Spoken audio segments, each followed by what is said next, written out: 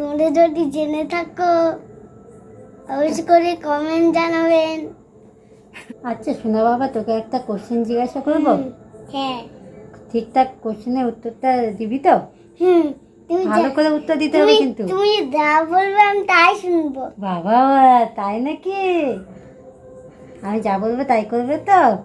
তাহলে কোশ্চেনটা কথা না বাড়িয়ে জিজ্ঞাসা করি তোমাকে। জিজ্ঞাসা করবো, কান দিয়ে শুনে রাখো। কোশ্চেনেরটা উত্তর দিতে হবে কিন্তু। তুমি কিন্তু আমার কান ফাটিয়ে দিচ্ছ। কোশ্চেনটা জিজ্ঞাসা করি। হুম। কোন রথের চাকা থাকে না? কোন রথের চাকা থাকে না? হ্যাঁ। বল উত্তর কি হবে? কোন রথের চাকা থাকে না? কোন রথের? গোল গোল সিঁড়ি দেখে না। আমি তো সিঁড়ির কথা বলিনি, আমি বলছি কোন রথের চাকা থাকে না।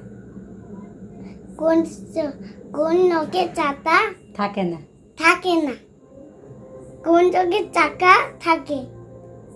কোন রথের চাকা থাকে না? কোন রথের চাকা থাকে না? হ্যাঁ। কোন রথের কোন রথ বল? কোন রথের কোন রথের চাকা থাকে?